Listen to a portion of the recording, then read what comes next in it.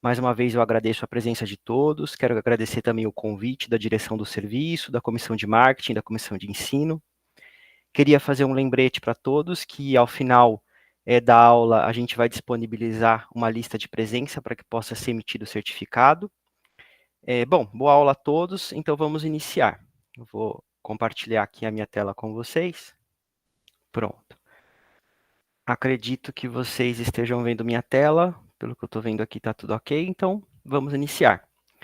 Então, né, a ideia é falar hoje um pouco sobre desmame da ventilação, né, sobre os métodos de supressão e interrupção da ventilação mecânica, que é a nomenclatura que é mais utilizada atualmente, né, mais do que desmame, a gente usa hoje, é preferível utilizar, né, o nome supressão e interrupção da ventilação mecânica no lugar de desmame, apesar de a gente ainda ouvir muito esse termo, né, ser um termo muito comum, muito utilizado. Talvez eu cite algumas vezes ele durante a aula, mas o mais utilizado hoje, o mais correto é falar sobre supressão. Bom, esses são os temas que a gente vai abordar, são alguns temas que a gente considera bastante interessantes, bastante relevantes dentro dessa área. E uma coisa que a gente precisa começar a falando é sobre o desmame ventilatório, ele abrange todo o processo de liberação, né, e suporte do paciente. Então, esse é um processo que requer a retirada programada do suporte ventilatório. Isso tem que ser realizado de maneira segura e rápida, e sempre é uma abordagem multiprofissional, onde o fisioterapeuta está incluído ativamente nesse processo, né? Então, é importante a gente ter em mente isso, porque para ser seguro, é preciso que a equipe multiprofissional esteja inserida e que isso seja conduzido pela equipe multiprofissional, né? Quando o paciente ele se estuba acidentalmente, ou quando do outro ponto, quando ele não é passível de ser estubado, a gente tem muitos problemas. Que problemas são esses? Quando o paciente está com uma ventilação mecânica prolongada, né, isso vai requerer dele sedação e bloqueio, imobilismo, que vai gerar polineuropatia e diminuição da funcionalidade, culminando com o quê? Com deterioração da função pulmonar, PAV, vira e pecile, que vai gerar aumento do custo operacional, aumento do tempo de internação, aumento dos recursos, e tudo isso dentro de um ciclo de desfecho negativo, em que muitas vezes o paciente pode até vir a óbito, a vir com desfecho negativo final, ou mesmo quando ele sobrevive, se ele fica muito tempo entubado, o custo operacional disso é muito alto, e o custo para a funcionalidade dele também. Bom, alguns conceitos e considerações importantes que a gente precisa falar quando a gente fala sobre liberação da ventilação mecânica. Um deles é o TRE. O que a gente considera TRE, né? Qual é a definição? É um teste que avalia a capacidade do paciente de respirar espontaneamente. Isso é o TRE. O que é o sucesso do desmame? O sucesso do desmame é o sucesso no TRE, mas o paciente ainda está conectado ao ventilador. E aí a gente só considera o sucesso da estubação quando o paciente é estubado e ele consegue permanecer pelo menos 48 horas fora da ventilação mecânica. Porque se dentro dessas 48 horas você tem uma reintubação do paciente, a gente ainda considera como uma falha de estubação. Então é importante a gente ter, primeiramente, essas três definições em mente. Lá em 2017, foi lançado um primeiro panorama, assim, já existiam outros, mas um primeiro panorama que foi difundido globalmente sobre a classificação do desmame, né? E essa classificação ela foi renovada depois em 2017, né? Então a antiga é de 2007, a nova agora é de 2017, em que ainda se mantém aquele conceito de simples, difícil e prolongado, mas agora de uma maneira diferente. Então, a primeira classificação que a gente tem é o sem desmame, ou seja, é aquele paciente que não teve nenhuma tentativa de interrupção da ventilação mecânica. A gente vai considerar o desmame simples quando o paciente consegue ser estubado após um dia da primeira tentativa, ou na primeira tentativa. Então, quando você faz um TRE, ele passa e você já consegue estubar ele no primeiro dia, ou até ou na primeira tentativa, ou até um dia da primeira tentativa. Então, esse é o simples, é aquele que é fácil de fazer. O difícil é quando após a primeira tentativa, eu ainda demoro uma semana para conseguir estubar ele, ou até uma semana, né? Então, esse é o difícil. É aquele que eu preciso de ali de uns 7 dias para conseguir estubar o paciente, em que ele não é estubado na primeira tentativa. E o prolongado é quando o desmame, ele só vai acontecer, só vai conseguir estubar esse paciente, passar no TRE, quando você tem 7 dias se passados da primeira tentativa. Então, mudou um pouco a classificação em 2017, mas ainda a gente tem aquela questão de simples, difícil e prolongado. É interessante porque esse mesmo estudo, que foi o estudo INDI, né, que foi publicado no Respiratory Critical Care, ele mostra justamente que quanto mais passa o tempo, né, essa abrangência maior de pacientes que ele alocou, maior é a mortalidade. Então, a gente pode ver que no grupo 1, a mortalidade ela fica ali por volta de 5%, enquanto que no grupo de desmame difícil, após 7 dias, essa mortalidade ela chega a se aproximar dos 30%. Então, é muito importante a gente conseguir liberar esse paciente da ventilação mecânica o mais rápido possível. Bom, mas para que isso aconteça, a gente lá no início, a gente já tem que ter aquela noção que uma vez que o paciente foi entubado, que ele está em ventilação mecânica, agora eu preciso de uma estratégia para tirar ele dessa ventilação mecânica. E os estudos mostram que só de a equipe implementar uma estratégia de ventilação que pense na interrupção desse processo, que já tem em mente que esse paciente precisa ser liberado do ventilador, os resultados eles melhoram. De um modo geral, né, é um trabalho muito interessante que foi publicado agora em 2023, é recente, foi publicado no Lancet. Ele fez um compilado, né, de mais de 50 países que mostraram seus dados de extubação e de desmame, de liberação da ventilação. É um estudo multicêntrico, prospectivo, é um estudo que precisaria de uma aula para comentar sobre os resultados desse artigo. Mas uma coisa muito interessante, muito importante que esse artigo colocou, é que uma questão chave, para a liberação do paciente da ventilação mecânica são os níveis de sedação. E quando os níveis de sedação eles estiveram aumentados, você teve atrasos e falha no desmame, e essa foi a principal variável modificável, né? De um modo geral, os pacientes eles são menos estubados, eles têm uma liberação mais longa da ventilação, fica mais atrasada devido ao uso excessivo de sedação. Então, isso é uma coisa muito interessante da gente pensar, porque é uma variável modificável e que, muitas vezes, com a equipe multiprofissional atuando, o fisioterapeuta dentro da equipe, a gente consegue contornar. De um modo geral, o panorama também mostra, esse trabalho é de 2007, aquela primeira classificação do desmame, ele mostra uma coisa que é um racional de como a gente pensa na liberação do paciente, da ventilação mecânica, que é o quê? Uma vez que o paciente ele foi admitido na unidade e que ele inicia o seu tratamento de insuficiência respiratória, a gente tem que estar atento para a suspeita de que ele pode ser extubado. Então, a partir do momento que o paciente mostra algum grau de recuperação, que ele começa a se recuperar da insuficiência respiratória inicial e que ele ainda está entubado, a gente deve suspeitar dessa, dessa necessidade, suspeitar dessa habilidade que ele está tendo de sair da ventilação mecânica e realizar a avaliação da prontidão para o desmame. E a gente vai falar um pouquinho dessa avaliação para prontidão do desmame. Uma vez que o paciente é identificado como um paciente apto para o desmame, realiza-se o TRE. Se ele passa no TRE realiza-se a extubação. Se ele não for reintubado, se tudo der certo, ele vai de alta, que é o que a gente mais espera, né? Mas o que é a prontidão? O que é a aptidão para o desmame e para realizar o TRE? Quais são as bases disso? A primeira coisa é a causa resolvida, né? Então, tem que ter uma causa de base resolvida. Se o paciente foi entubado com uma insuficiência respiratória, foi entubado com uma pneumonia, ele precisa ter a causa de base resolvida. Uma vez que a causa de base foi resolvida, que ele está estável, que ele tem uma estabilidade, a gente pode pensar em fazer o TRE. Mas que estabilidade é essa? Estabilidade hemodinâmica, estabilidade de nível de consciência, metabólica, ventilatória. Então, tudo isso precisa estar estável. As diretrizes brasileiras de ventilação mecânica de 2013 são muito interessantes porque elas trazem assim, alguns valores legais para a gente observar dentro da atuação na UTI, que é o quê?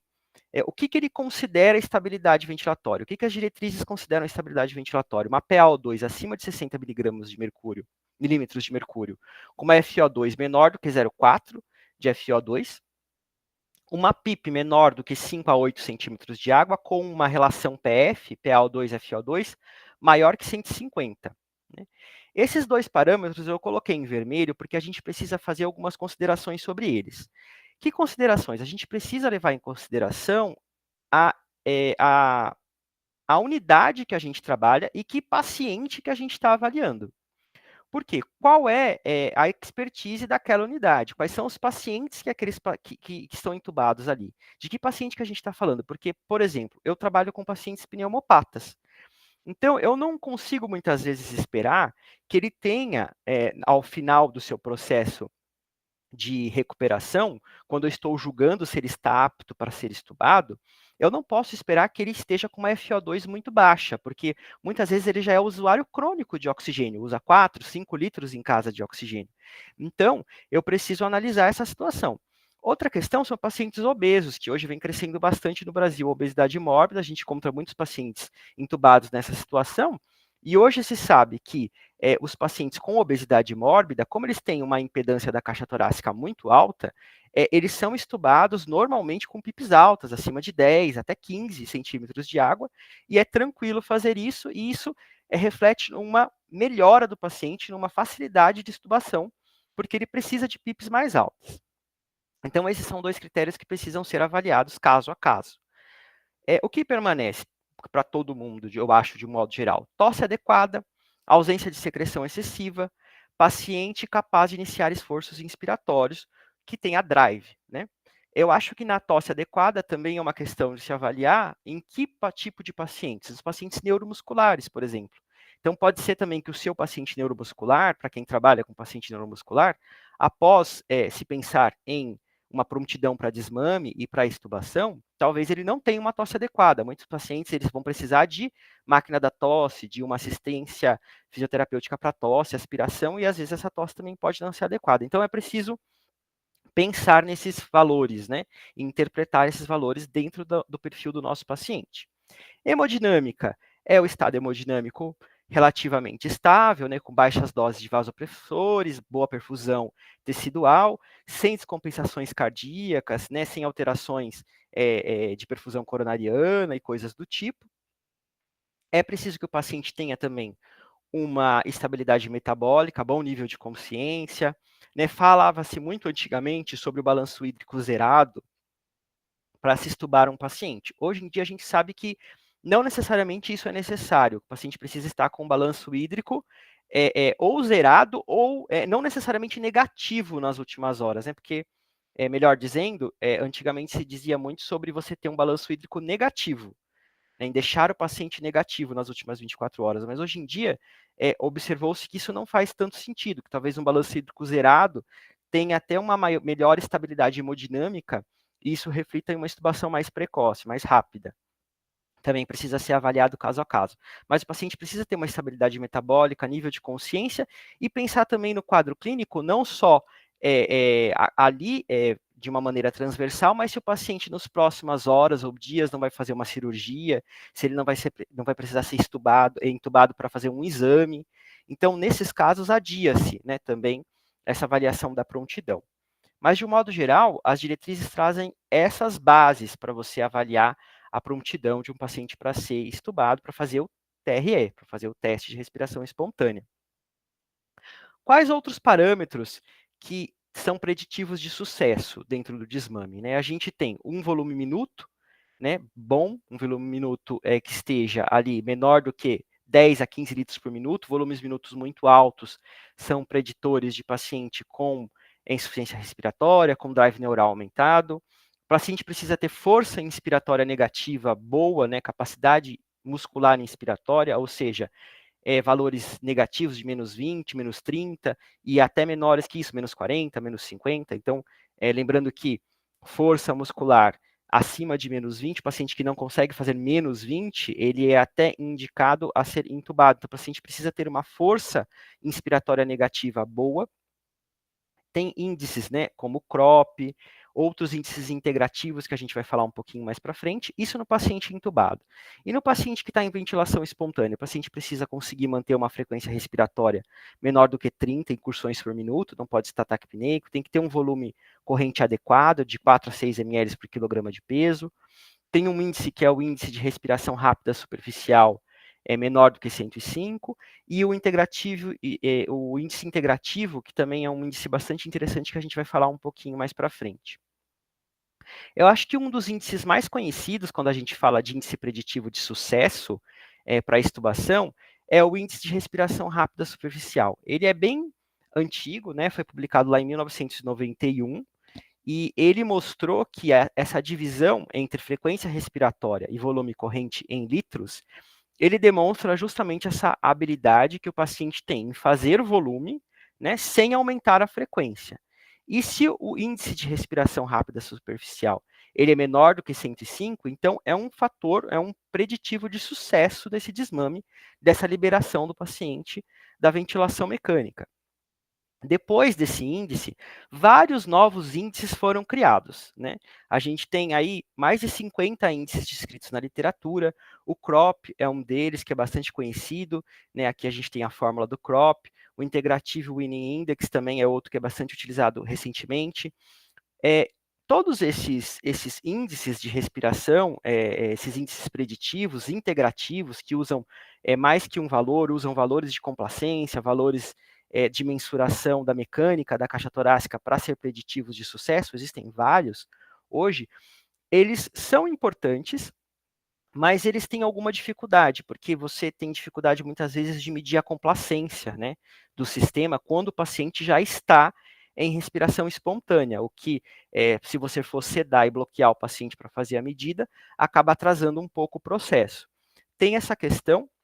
Uma outra questão é que também esses índices eles não podem ser utilizados de maneira absoluta, né? Eles têm que estar integrados a uma série de outros valores. Eles são índices preditivos de sucesso, mas tudo que a gente falou até aqui sobre bases para você dizer que o paciente é estável também tem que ser recuperados e você tem que avaliar no paciente. Não pode utilizar só o índice, né? O índice sozinho ele não diz muita coisa. Atualmente também a gente tem o ultrassom diafragmático que tem sido bastante usado como um preditor de sucesso, mas qual é o problema do ultrassom diafragmático? É que muitas vezes ele precisa de treinamento, ele é avaliador dependente e o custo do equipamento em alguns serviços não está disponível, né? O custo do equipamento é um pouco alto, mas essa avaliação da excursão diafragmática e se o diafragma ele faz força, se ele consegue contrair, é uma coisa muito importante de ser avaliada quando disponível. Mais para frente a gente vai falar um pouquinho das causas de insucesso e eu volto a falar disso, mas esse também é um índice preditivo de sucesso interessante que tem sido cada vez mais utilizado. Mas como eu vinha dizendo, todos esses índices preditivos, eles são só parte de um quebra-cabeça que ajuda a indicar a aptidão do paciente para você realizar o TRE. Então, até aqui, só recapitulando, a gente está falando de toda essa avaliação de quando eu suspeito que o paciente, eu tenho uma suspeição de que esse paciente pode ser estubado, então eu vou avaliar tudo isso, e uma vez que eu avalio tudo isso, eu vou realizar o meu TRE. Então, tudo que a gente falou até aqui são peças desse quebra-cabeça, doença de base resolvida, hemodinâmica ok, metabolismo ok, parâmetros ventilatórios, nível de consciência, índices preditivos, para eu dizer, nossa, eu acho que esse paciente está apto a realizar o TRE. E esses índices são preditivos de sucesso. Bom, e aí a gente vem para uma coisa que é bastante polêmica. Vamos falar agora do TRE. Por quê? Existem várias formas de se fazer o TRE. De um modo geral, você tem tubo T, que foi o primeiro, né, a ser criado, que o paciente é retirado do ventilador mecânico e ligado num tubo T, que você não tem pressão nenhuma.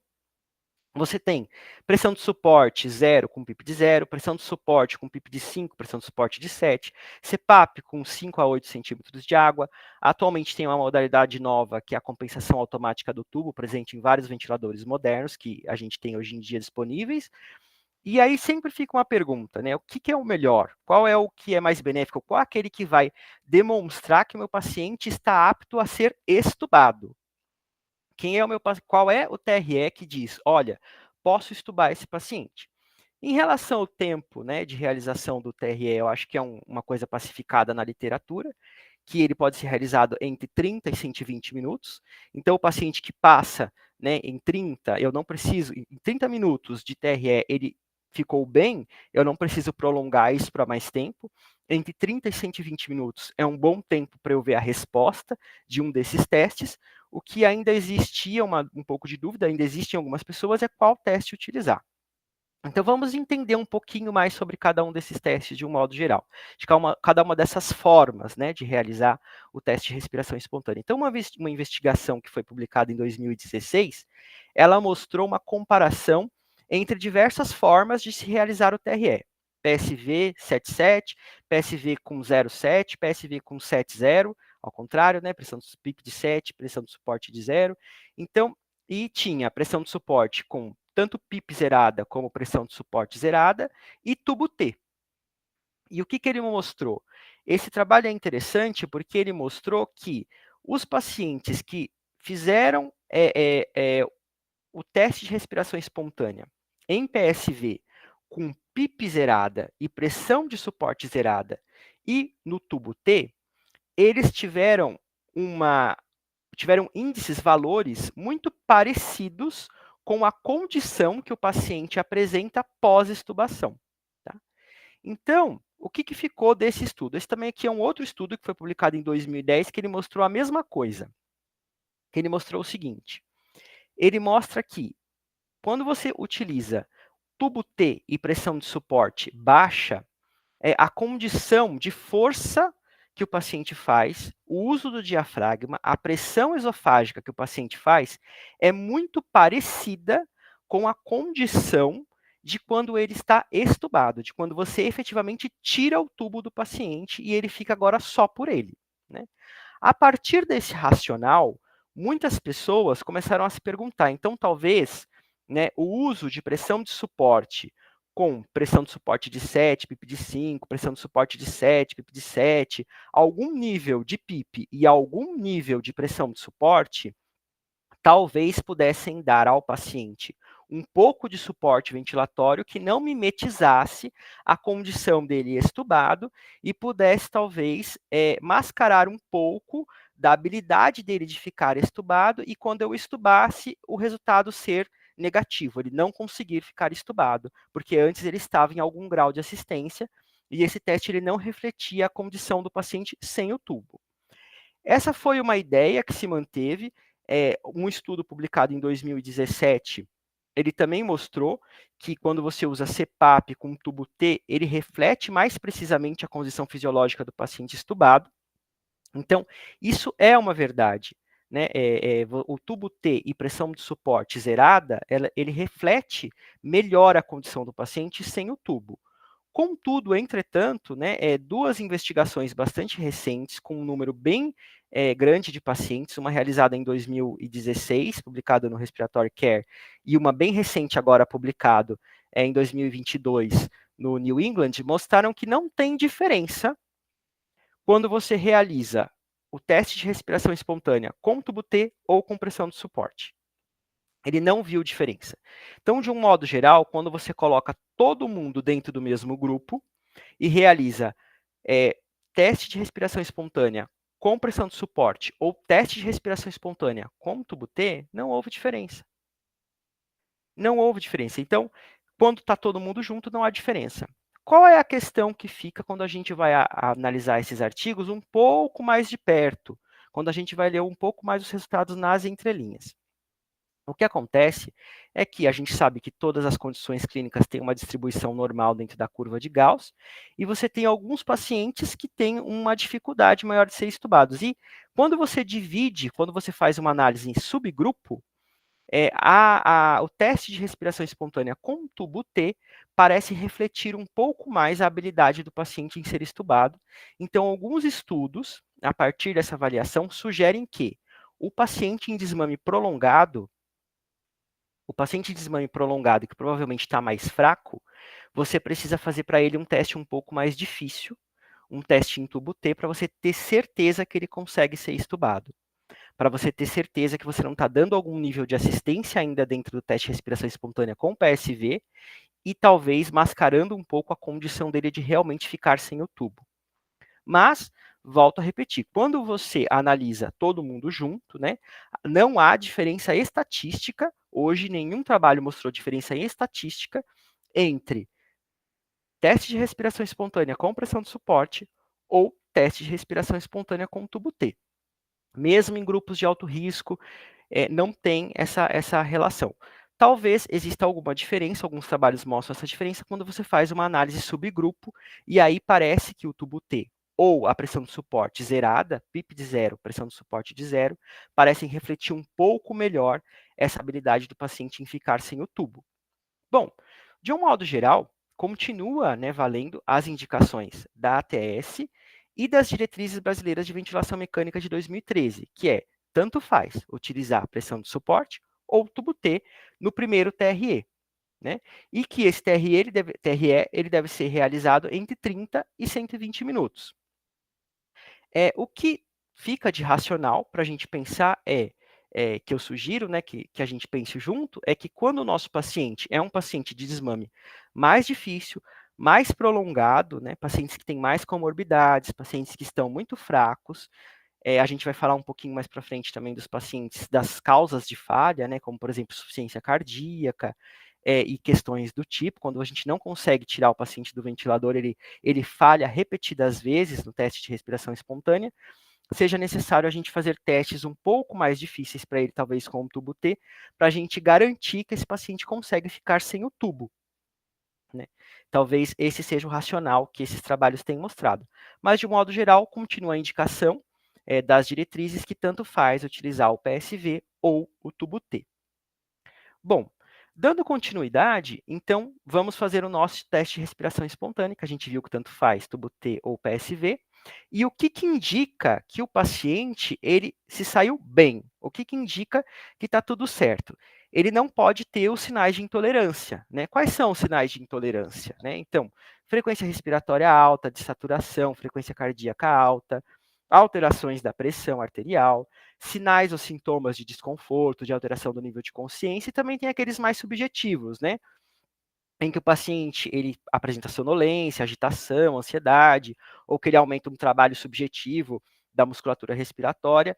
Então, se o paciente apresenta um desses quadros, se ele falha no meu TRE, se ele falha no meu teste de respiração espontânea, seja qual for o teste que eu escolhi para fazer, então o que eu devo fazer? Retornar o paciente para um suporte ventilatório adequado, em que ele esteja bem assistido, sem desconforto, em que haja recuperação dessa musculatura ventilatória com um nível adequado de oxigênio, de pressão de suporte, e aí eu aguardo 24 horas essa musculatura descansar e posso realizar um novo teste. Em alguns casos específicos, você pode realizar um teste até no mesmo dia, quando os critérios são muito subjetivos, quando os problemas você identificou um problema base e o problema foi prontamente resolvido, e você pode voltar a realizar o teste de respiração espontânea. Mas, de um modo geral, aguarda-se 24 horas uma recuperação dessa musculatura. É muito importante nesse momento identificar a causa da falha, tentar buscar qual foi a causa da falha e, uma vez resolvida, reiniciar os testes. Bom, por que, que é tão importante a gente identificar a causa da falha? Porque é a partir da identificação da causa da falha é que a gente vai poder tratar esse paciente, resolver a causa da falha e aí realizar novamente o TRE e esse paciente passar no TRE, que é o que a gente quer, né? De um modo geral, quais são as causas de falha no desmame simples? Então, no desmame simples, como a gente tem listado aqui, a gente tem atraso no despertar devido a acúmulos de sedação. Lembra, né, daquele artigo que foi publicado recentemente, né? Essa é uma causa muito comum de atraso no desmame simples. Então, é aquele paciente que você não consegue fazer o TRE e não consegue estubar porque ele está muito sedado. Falta de triagem, nível excessivo de assistência ventilatória, que é uma outra questão. Às vezes o paciente está muito assistido, o que impede de ativar o drive, o que deixa a musculatura mais fraca. Então, excesso de assistência ventilatória. A gente tem que estar sempre tentando trazer o nosso paciente para modalidades mais assistidas e deixar ele entrar na ventilação. Falta de discussão sistemática com a equipe, então a discussão diária, né, se o paciente está apto para extubação, para desmame e extubação é muito importante. Tem uma questão que é falta de pessoal, a gente sabe que tem muitos serviços mais longe dos centros urbanos, né, em que você tem uma quantidade menor de especialistas, de fisioterapeutas respiratórios, ou mesmo de médicos especializados em terapia respiratória, e acaba o paciente fica um pouco mais de tempo, o pessoal tem um pouco mais de receio, então acaba ficando mais tempo em ventilação mecânica. Sobrecarga de fluidos. Então, essas são as causas que a gente tem que estar de olho que atrapalham o desmame simples, né? Então, é mais fácil de resolver. Resolvendo essas causas, você consegue fazer o TRE e estubar o paciente. Agora, tem as causas do desmame prolongado. O que gera, né, o desmame prolongado? O que faz com que o paciente não passe no TRE e não consiga sair no caso do desmame prolongado? Aquele que é acima de 7 dias e que aumenta a mortalidade em até 30%. Então, é insuficiência cardíaca, fraqueza muscular respiratória, carga de trabalho excessiva por algum motivo, infecção, secreção, sepse não resolvida, depressão. A gente não pode esquecer que a depressão é uma coisa muito presente nas UTIs, principalmente pacientes que estão muito tempo dentro da UTI. Isso é uma causa que já é identificada como um problema para desmame, o paciente que não tem motivação. Você tem a questão de qualidade do sono, constipação grave, sepse persistente. Então, essas são as causas do desmame difícil. Aquele paciente que eu não consigo tirar do ventilador 7 dias após a primeira tentativa. Bom, então vamos falar um pouquinho sobre cada uma dessas causas, né? Eu acho que é interessante a gente discutir. Uma primeira é a falência cardíaca. Essa aqui no Encore a gente tem um pouquinho de proximidade, né? É o nosso perfil de pacientes. A gente tem, né, os nossos pacientes com insuficiência cardíaca, com problemas cardíacos, pós-cirurgia cardíaca. Então, esse é um trabalho que eu trago bastante interessante, ele é um pouco antigo, publicado em 2003, tem vários outros trabalhos que foram publicados antes e depois, mas esse é um trabalho que foi publicado por uma fisioterapeuta bastante importante aqui em São Paulo, a doutora Emília Nozawa, que foi fisioterapeuta chefe do nosso serviço por bastante tempo, e ela fez um trabalho que ela mostrou, que foi o doutorado dela, um trabalho de doutoramento dela, que mostrou justamente isso, que o paciente que teve insucesso após a extubação é justamente aquele paciente que tem o quê? Que tem disfunção cardíaca. Porque a gente sabe que a pressão positiva, ela ajuda na pressão transmural, aumenta a fração de ejeção do ventrículo esquerdo, porque diminui a pós-carga do ventrículo esquerdo, e do ponto de vista do pulmão, também diminui essa sobrecarga hídrica, né? Então impede que você tenha influxo de líquido para o pulmão, inativação do surfactante, diminuição de complacência. Então, o paciente está ótimo ali com alguma pressão. Quando você tira a pressão do paciente e tenta estubar ele está ótimo, mas aí ele falha porque ele não tem aquele nível de pressão ali. Então, volto a discutir a questão do TRE, que é muito legal nesse tipo de paciente que tem uma insuficiência cardíaca muito grave. Então, quando a gente utiliza pressões de suporte alta, com PIP, para fazer o TRE nesse tipo de paciente, pode ser que mascare a inabilidade dele em ficar fora do ventilador. Ele está bem em pressão de suporte, com uma PIP de 5, por exemplo, mas ele tem uma insuficiência cardíaca muito, muito grave, e aí quando você tira ele do ventilador, quando você efetivamente tira a pressão de suporte, porque você estubou, tirou a PIP e a pressão de suporte, porque agora você estuba, ele falha. Então, esse seria o paciente que o uso do tubo T ou de pressão de suporte zero com PIP zero, poderia refletir um pouco melhor a habilidade desse paciente. Mais uma vez, repito que os artigos têm mostrado que no grupo geral não tem diferença entre TRS, né? Mas para subgrupos talvez haja alguma diferença. Então, esse paciente precisa de tratamento da descompensação cardíaca antes de ser estubado. Esse paciente precisa ter um olho grande no balanço hídrico. E aí aqui fica, né, essa questão de nós, fisioterapeutas, terapeutas que estamos ali na UTI, da equipe multi de um modo geral, de estar sempre de olho em outras questões que muitas vezes não abrangem o ventilador mecânico, né? Então a gente fica muito voltado para essa questão da ventilação mecânica, e às vezes a gente tem que enxergar o paciente como um todo. Se ele tem um balanço hídrico ok antes de estubar, como é que está essa função cardíaca, né? Então, uma coisa, até ficou uma brincadeira que o professor José Otávio, que era o orientador desse trabalho, ele falava, antes de estubar o paciente, agora a gente não vai mais perguntar como é que está a ventilação, a gente vai perguntar como é que está o coração do paciente. Então, nesse perfil de paciente com insuficiência cardíaca, é muito importante estar atento a isso. Uma outra questão muito presente, e muito afeta de nós fisioterapeutas, né, é a questão da fraqueza muscular inspiratória. A fraqueza muscular inspiratória, esse trabalho de 2017, que é de um grupo bastante importante, do professor Brochá, ele mostra que a fraqueza adquirida na UTI e a disfunção diafragmática, como a gente pode ver nessa análise desse gráfico, esse gráfico mostra bem isso, né? Então, esse paciente mais aqui, essa coluna rachurada, mais de cinza escuro, mostra justamente esses pacientes que tiveram desmame prolongado e como esses pacientes que tinham disfunção muscular e diafragmática adquirida na UTI, como foi mais difícil o desmame, né? Como é prevalente o desmame prolongado nesses pacientes que têm fraqueza, tanto periférica como disfunção diafragmática. E aí a gente entra dentro daquele círculo negativo de desfechos, né? Que mostra que diminuição da força, perda de eficiência, deficiência ventilatória, e o paciente vai ficando cada vez mais tempo no ventilador, né? O que a gente pode fazer para reverter isso? Né? Em 2018 foi publicado um artigo bastante interessante pelo grupo da professora Verona, do professor Brochard, mostrando que você pode reverter isso através do treinamento muscular inspiratório.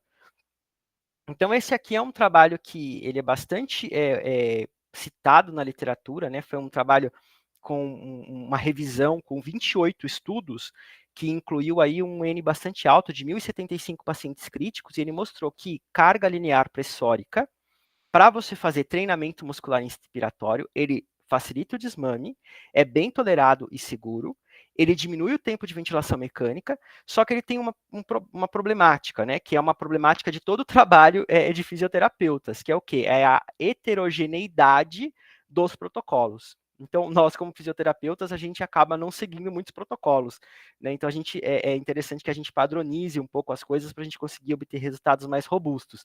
Então, existe uma heterogeneidade muito grande dos protocolos, o que dificultou um pouco essa análise, mas fica esse resultado bastante interessante, né? Que o treinamento muscular inspiratório ele é bem tolerado, ele é seguro, diminui o tempo de VM, facilita o desmame. Né? Esse outro trabalho aqui, complementando, né, isso que eu vinha falando, é um trabalho da professora Bisset, do grupo australiano, que é um grupo muito profícuo, que realiza muitos estudos com o uso de treinamento muscular inspiratório, e ele também trouxe esse trabalho que é um guia prático, né, para que você realize o treinamento muscular inspiratório para a equipe multiprofissional. Então, ele mostra como que você realizar, quem é o paciente que está apto a realizar o treinamento muscular inspiratório. Quem é o paciente que está apto a realizar o treinamento muscular inspiratório? Então, é o paciente que está alerta e cooperativo, com baixos níveis de PIP, fazendo aquela ressalva para que tipo de paciente que a gente está falando, em relação a PIP-FO2, né? Que tem uma frequência respiratória mais baixa, que consegue trigar o ventilador, que tem drive muscular. Então, esse é o paciente que ele está apto a fazer o treinamento muscular inspiratório no ventilador. Ele tem níveis de PIP e FO2 mais baixas, ele tem uma frequência respiratória mais baixa, ele não está desconfortável, né? Isso que isso significa, ele não tem desconforto, e ele tem drive. Então, se esse é o perfil do paciente que está no ventilador, em ventilação mecânica prolongada, mais que 7 dias, e você desconfia que ele está com fraqueza, então esse é o paciente indicado para você fazer o seu treino muscular inspiratório. Como é que eu faço?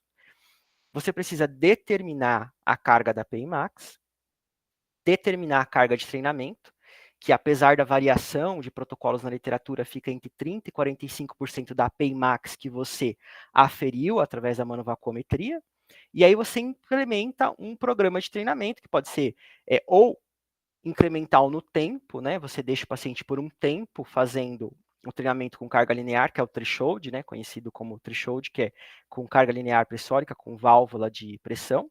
Então, ou você faz ele no tempo, 5, 10, 15 minutos, até 30 minutos de treinamento 2 vezes ao dia, ou 2 sessões diárias em séries, que pode ser séries de 5 até 10 repetições, de 3 a 10 repetições, né? Você pode fazer ou em sessões ou em tempo, mas é muito interessante você fazer o treinamento muscular, tem bons resultados. O que a gente não pode esquecer, uma coisa importante é de determinar a carga semanalmente, para que você não fique treinando o paciente dentro de uma carga mais baixa do que ele aguenta, e aí não obtenha o resultado, que é o aumento da força, né? Uma coisa que também é interessante, que também é relatado na literatura, hoje tem vários trabalhos falando sobre eletroestimulação, tanto eletroestimulação diafragmática, para você aumentar a força, como uma estimulação do nervo frênico para você aumentar a condição, para melhorar a condição do diafragma e manter a força dele, mesmo nos pacientes que ficam por muito tempo entubados. Os estudos ainda estão sendo muito publicado, muita coisa sobre isso ainda precisa muito de estudo, né? Ainda não tem. Se treinamento muscular inspiratório, que é uma coisa antiga que a gente já domina, super heterogêneo, né? Os protocolos, imagina de eletroestimulação, que é uma coisa relativamente nova.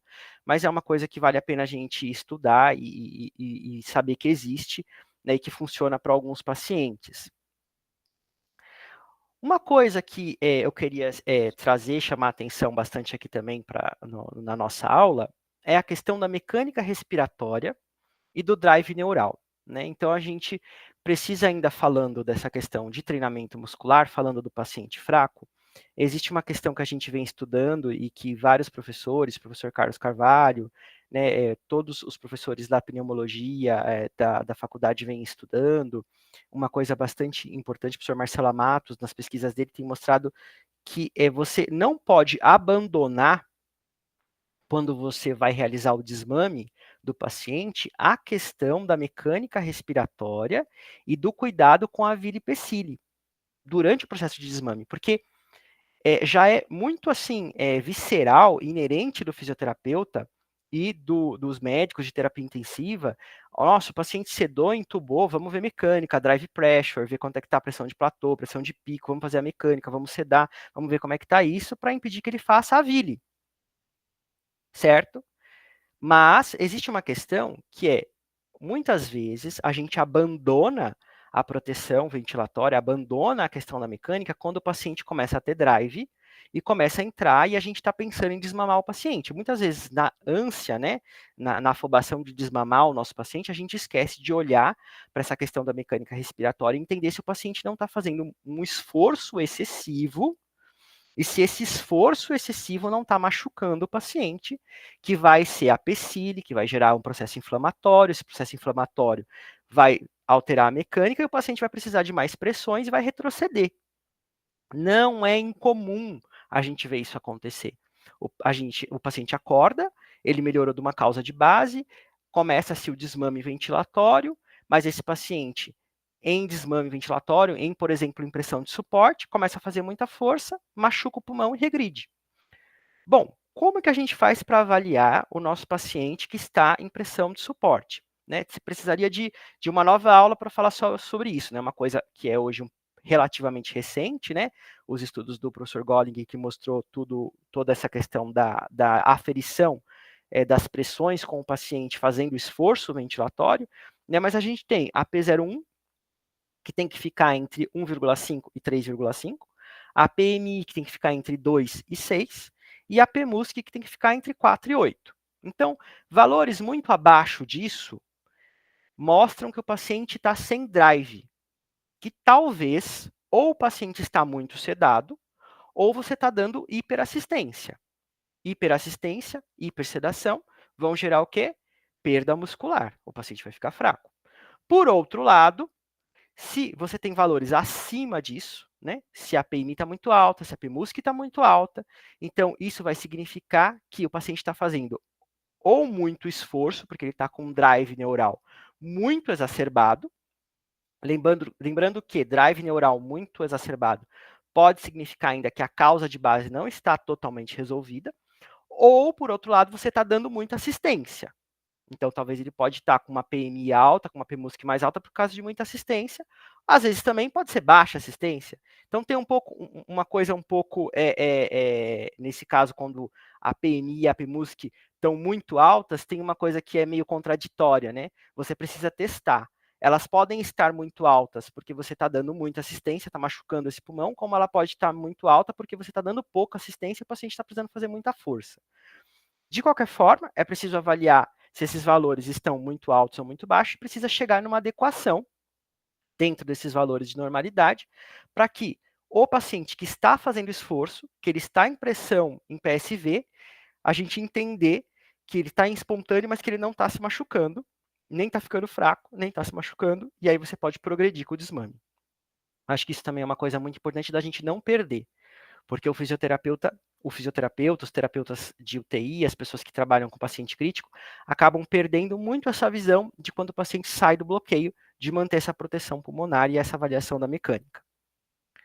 Bom, então agora, né, que a gente já avaliou o paciente, vamos imaginar que a gente já fez o TRE e que ele passou, que a gente identificou causas que estavam evitando dele conseguir ser estubado e a gente resolveu.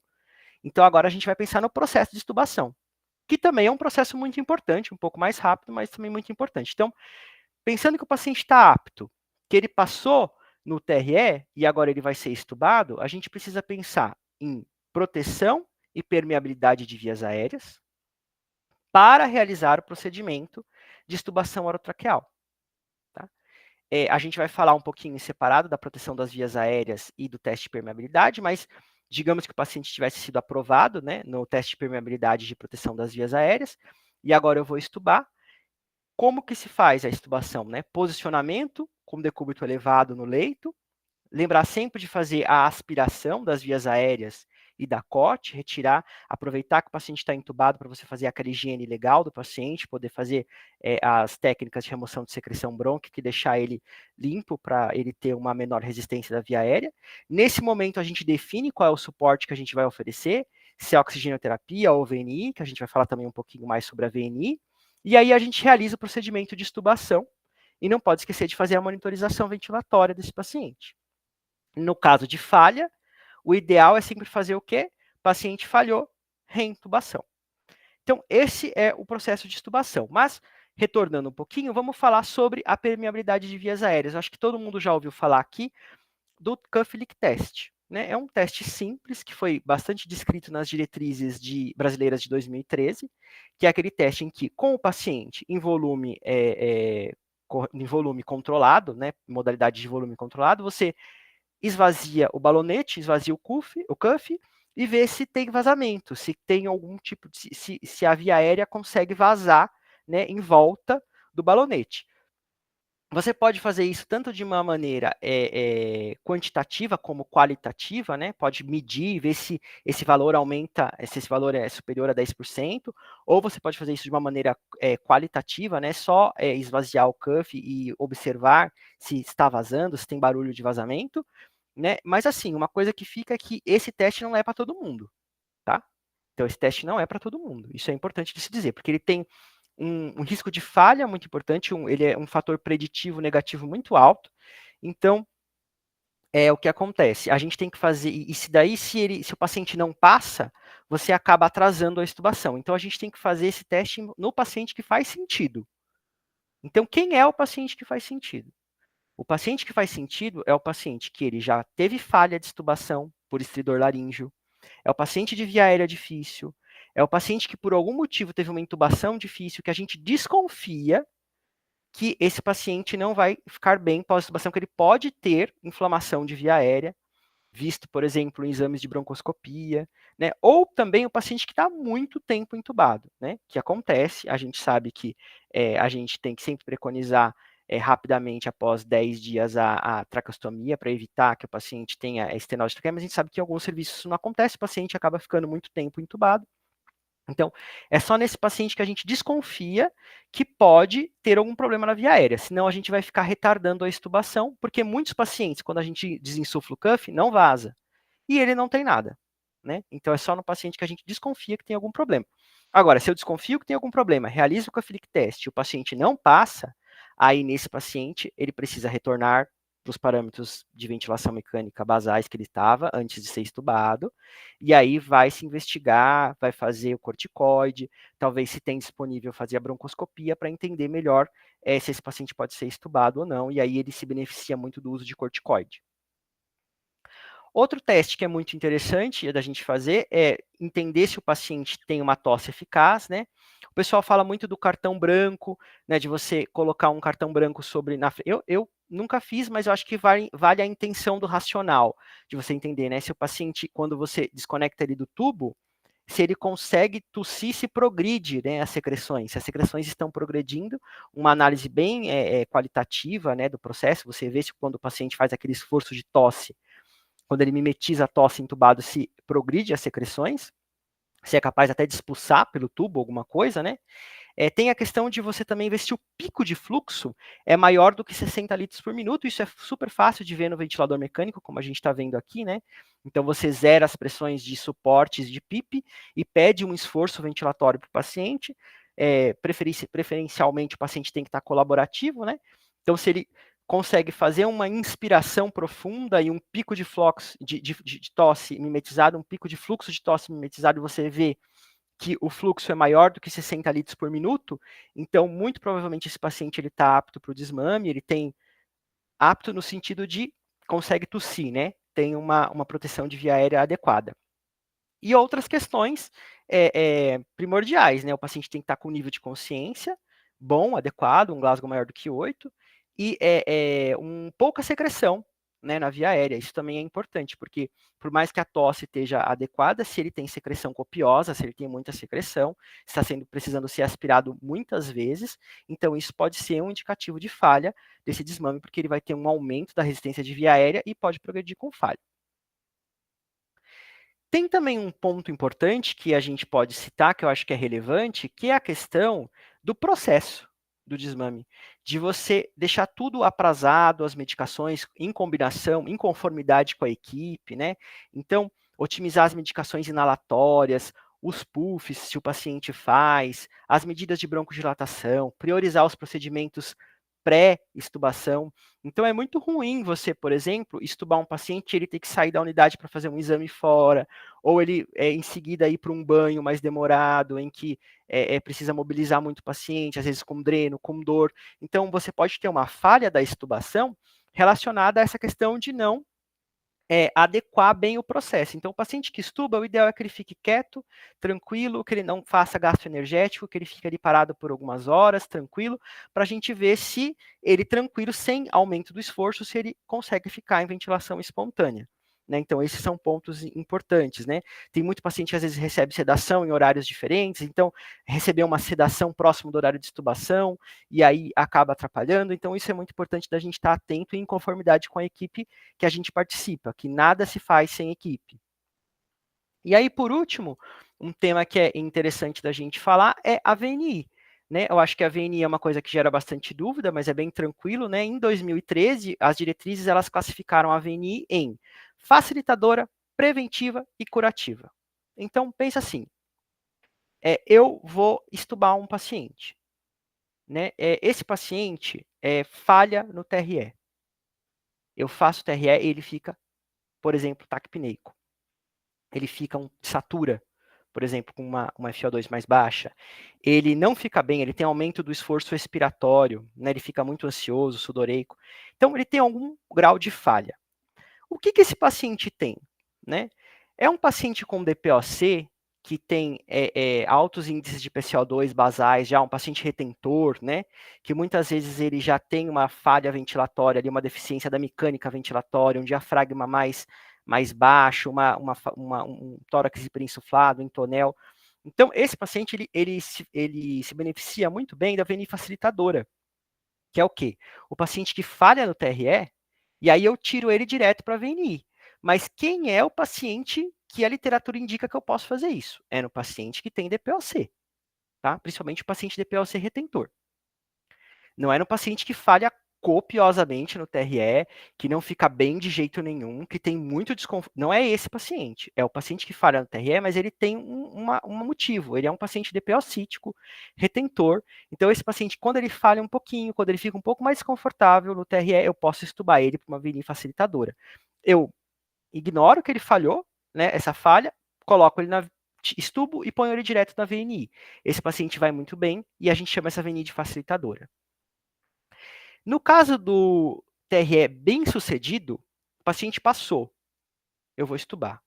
Mas eu olho para a cara do paciente e ele tem o quê? É uma senhora de 70 e poucos anos, ou de 80 e poucos anos, né? A gente sabe que a falha de ventilação mecânica é maior no sexo feminino devido à perda muscular mais acelerada no sexo masculino, no sexo feminino, de pacientes que estão internados, né? As mulheres, elas perdem força muscular mais rápido, né? Então, mulheres, idosas, pacientes com muitas comorbidades, pacientes que têm fatores de risco, né, para falência pós-extubação. Então, esses pacientes, vale muito a pena a VNI preventiva, que é o quê? Passou no TRE, foi tudo bem, mas eu estubo, na dúvida, eu já coloco ele na VNI para que tudo fique bem, e a gente vai falar de um trabalho interessante sobre isso. Outra questão é a VNI curativa. Essa não tem evidência, tá? Não tem evidência para a maioria dos pacientes, que é o quê? O paciente passou no TRE, foi bem sucedido, eu estubo ele e ele falha. A indicação desse paciente é que ele seja reentubado, tá? Tem uma exceção. Qual é a exceção? Paciente cirúrgico. Então, o paciente cirúrgico, se eu estubo ele passou no TRE, eu estubo ele e ele falhou, ficou desconfortável, ficou mais sonolento, diminuiu a saturação, está tendendo a falhar na extubação, eu posso tentar uma VNI, Por quê? Porque as causas de paciente falhar após extubação, os pacientes cirúrgicos, esses pacientes são causas reversíveis com VNI. Então, muitas vezes é aumento do CO2 por recirculação medicamentosa, atelectasia, dor, né? Então, são coisas que são reversíveis rapidamente. Então, esse grupo de pacientes vai bem VNI curativa. Agora, o paciente que não é do grupo cirúrgico e que falhou pós-extubação, indicação, reintubação, certo? Então, aqui estão listadas, né, aqui a ventilação preventiva, que é esse paciente que ele é mais idoso, ele tem insuficiência cardíaca, tosse ineficaz, tem muita comorbidade, paciente que tem uma PASH alto, paciente que ficou muito tempo em ventilação mecânica, ele passou no TRE, mas eu coloco uma VNI preventiva. Da onde que vem essa VNI preventiva? Vem desse trabalho aqui, que é da doutora Carmen. Tem outros trabalhos, mas a doutora Carmen, que é uma pneumologista aqui de São Paulo, a professora Carmen da faculdade, Carmen Barbas, ela fez um trabalho muito interessante publicado em 2016, se eu não me engano, esse trabalho, não, em 2013, que é um trabalho que ele comparou extubação com máscara de oxigênio e com VNI. E os pacientes que foram para a VNI, como a gente pode ver no gráfico aqui, permaneceram muito mais horas estubados do que os pacientes que foram para a máscara de oxigênio, com um P relevante, né? Então, diminuiu muito a reintubação em 48 horas. Tanto que hoje, na UTI respiratória, que é uma das UTIs que a gente trata aqui os nossos pacientes com insuficiência respiratória aqui em São Paulo e aqui no INCOR, a gente usa um protocolo que é o paciente após extubação, ele fica em VNI preventiva por 24 horas.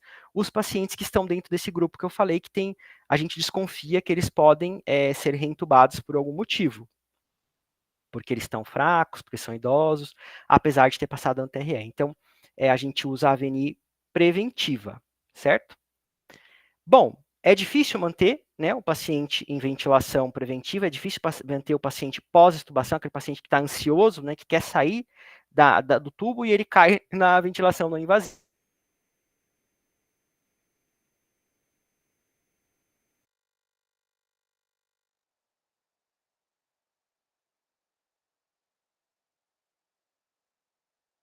Ter o paciente bem em ventilação não invasiva, que é explicar para o paciente, usar interfaces diferentes, né?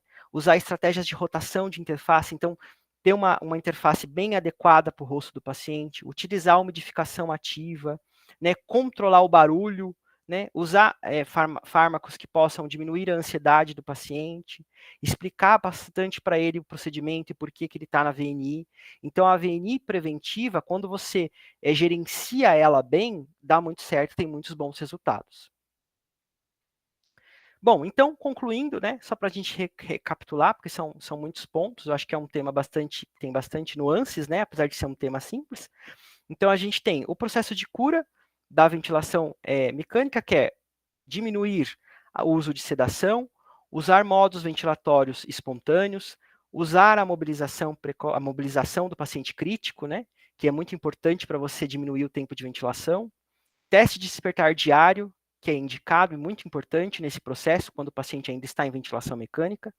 Estar sempre buscando no paciente que está entubado a prontidão para o desmame, que é triar esse paciente, criar procedimentos padronizados dentro da UTI de avaliação constante para detectar a prontidão do paciente para o desmame, para detectar ela o mais rápido possível e evitar a assistência excessiva do ventilador mecânico.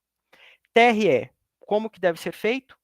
Pelo menos uma vez ao dia, a partir do momento que a gente identificou que o paciente tem prontidão para o desmame, que ele está estável. Então, realizar o TRE uma vez ao dia, tanto faz PSV tubo T, dentro de todas aquelas nuances que a gente falou, né? Dos subgrupos, as diferenças entre tubo T e PSV, mas realizar uma vez ao dia, tanto faz de 30 a 120 minutos, é um tempo adequado que você pode descobrir se o paciente está apto.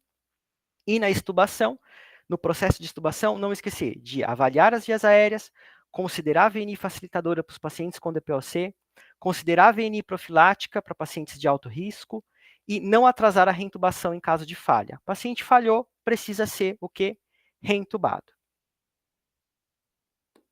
Concluindo, né, então, Quando o paciente tem um desmame difícil, quando o desmame é prolongado, ele está mais de 7 dias entubado após a primeira tentativa de TRE. O que a gente precisa fazer? Diagnóstico completo, entender por que ele está falhando, realizar o tratamento da fraqueza muscular, tratamento da doença de base e repetir o teste após a correção das normalidades. Se nada disso dá certo, então o paciente está entubado e nada disso deu certo. Eu já fiz o diagnóstico, já tratei a fraqueza, a doença de base já foi resolvida, mas ele não consegue ser estubado, a gente precisa considerar com a equipe, né, em conformidade com a equipe, a transição para traqueostomia, que é uma coisa que facilita muito o desmame, acelera, vários trabalhos mostrando que acelera a saída do paciente da UTI. A gente precisa ter um olhar sobre esse paciente, que é uma abordagem holística. Então, o paciente que está entubado por muito tempo, precisa se entender se ele está tendo uma nutrição adequada, se o sono está adequado, se não existem fatores psicológicos envolvidos, né? Muitas vezes é interessante considerar, né, a transferência para uma UTI mais especializada. Então, hoje no Brasil a gente tem sistema de contrarreferência, às vezes existe algum processo, ou existe algum outro equipamento, alguma coisa que pode ser oferecido numa UTI mais especializada, então preciso considerar isso com a equipe. E também, por último, né, mas não menos importante, é preciso considerar quais são os objetivos realistas, né? A gente sabe que, infelizmente, existe um grupo de pacientes que falece, que são pacientes que não conseguem se recuperar. Então, é preciso também entender, né, quem é esse paciente, o que a gente pode fazer de melhor para ele e ter para ele objetivos realistas e não focar em cuidados fúteis. Isso é uma coisa muito importante também no paciente em desmame prolongado, que está muito tempo entubado. Muitas vezes esse paciente, a gente precisa mudar o olhar sobre ele, entender quais são os objetivos realistas para ele, o que a gente pode fazer de abordagem como um todo, humanística para esse paciente. E também uma coisa é que aqui no Brasil é pouco utilizado, mas que fora do Brasil é uma coisa bastante interessante, que vem crescendo, eu acho, é o suporte ventilatório domiciliar. Tem muitos pacientes que a gente consegue tirar mais rápido da UTI, da enfermaria, para casa, utilizando o suporte ventilatório domiciliar, né, que aqui no Brasil não é tão comum, mas que fora é bastante empregado. Bom, pessoal, aqui eu tenho para vocês as referências. Quem tiver interesse, aqui tem o QR Code, que a gente é só apontar aqui a câmera que tem as referências. E a gente também lembra que essa aula ela foi gravada e que ela vai ser disponibilizada no YouTube assim que possível. A gente disponibiliza essa aula livre para as pessoas que quiserem aproveitar mais os conteúdos. Bom, é isso que eu tinha para falar. Agradeço muito a presença de todo mundo que ficou aqui assistindo. Agradeço muito o convite do serviço. Não esqueçam de responder, fazerem o checklist para vocês responderem e conseguirem ter acesso ao certificado. Muito obrigado e a gente para dúvidas.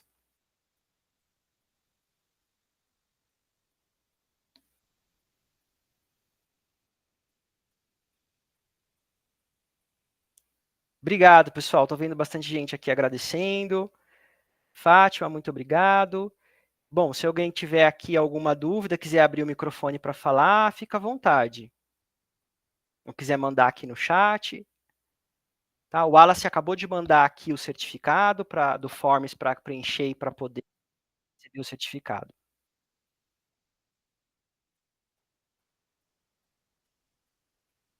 Bom, estou aqui à disposição se alguém quiser mandar alguma dúvida.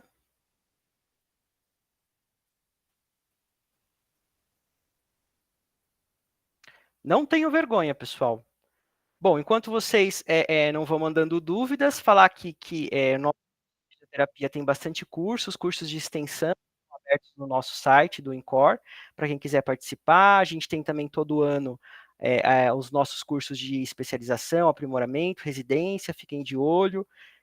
Sempre mandem para a gente aí as coisas que vocês estão precisando. A gente pode entrar em contato com a gente por e-mail, né? E a gente está sempre aqui aberto a ensinar e aprender com todo mundo, né? Tô vendo aqui, ó, o pessoal lá do Belém do Pará, se for quem eu conheço, é o Neto, que eu acho que eu conheço ele. Muito obrigado pela participação na aula. Bom, ninguém tem dúvida? Não fiquem acanhados, pessoal, pode perguntar. Se eu não souber, eu só vou dizer que eu não sei. Laís está dizendo aqui, uma dúvida. Se quiser, pode abrir o microfone, Laís. Fica à vontade.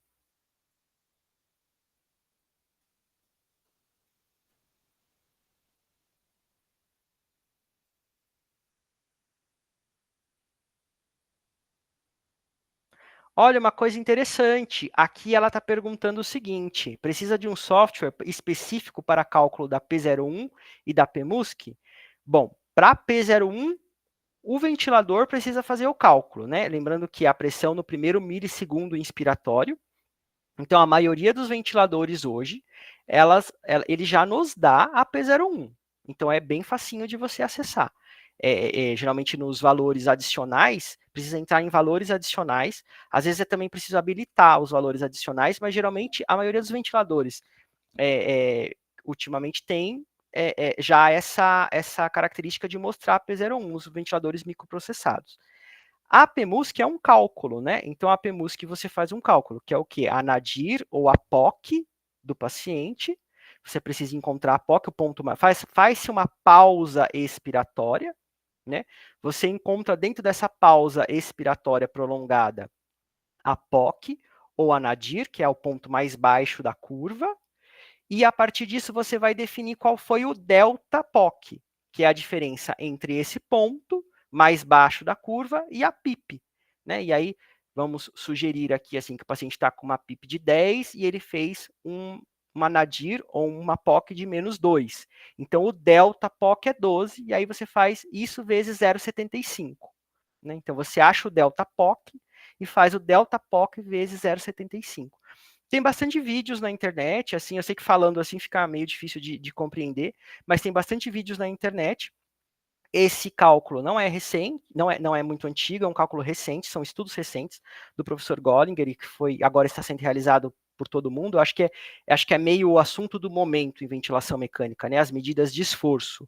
Então ainda estão sendo calculados os valores, mas tem bastante vídeo na internet em alguns trabalhos. Eu posso, nesses arquivos que eu mostrei para vocês, que eu deixei o QR Code, tem lá dentro o trabalho do professor Gollinger, que tem essa medida. E é bem facinho de, se você fizer uma pesquisa, você vai achar vários vídeos, o pessoal está fazendo bastante agora. Então, acho que mais para frente a gente vai fazer uma aula sobre isso, pelo que eu estou vendo aqui com o pessoal da comissão. Tá? Mais alguém tem dúvida? Não sei se eu respondi, Laís, desculpa, não sei se eu consegui sanar sua dúvida. É que é meio difícil de explicar assim, o cálculo só falando, né?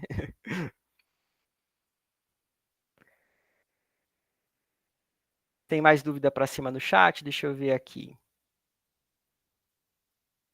Tá aqui. Como que você avalia a tosse? Pressão de suporte de 0 e PIP 0. Então, o ideal para você avaliar a tosse, a avaliação da tosse, pessoal, quando a gente está fazendo o desmame, ela pode ser quantitativa ou qualitativa. Eu, particularmente, faço uma avaliação muito mais qualitativa. Quando o paciente tem uma tosse boa, eficaz, você consegue ver que ele faz o esforço ventilatório para tossir e ele consegue progredir a secreção dentro do tubo. A secreção avança, você ouve um barulho forte e tal. Mas, para sair um pouco do qualitativo, que é muito do físio, né, e vir um pouco para o lado mais científico, de fazer quantitativamente, você pode medir o pico de fluxo expiratório, que ele tem que ser maior do que 60 litros por minuto. É uma medida que você faz no ventilador. Então, o ideal, né? Você pode fazer com pressão de suporte ativa, PIP de 7, pressão PIP de 5, pressão de suporte do valor que você ajustou, mas o ideal é você deixar a pressão de suporte zerada e a PIP zerada e pedir para o paciente fazer um esforço expiratório, para ele mimetizar uma tosse. Você vai lá no gráfico de fluxo, na medida do fluxo, e vai ver se foi superior a 60 litros por minuto. Normalmente, a tosse eficaz, a tosse boa, ela tem mais um pico maior do que 60 litros por minuto. E aí, isso demonstra que a tosse ela é eficaz. Então, seria mais ou menos assim que a gente faz a medida. Mas também tem essa medida qualitativa, de você observar se o paciente consegue progredir a secreção dentro do tubo.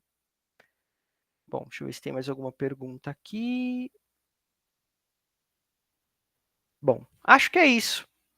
Bom, pessoal, então eu agradeço mais uma vez a presença de todos. Muito obrigado, tá bom? Foi muito bom estar com vocês. E até a próxima, tá? Até mais. Uma boa noite para vocês.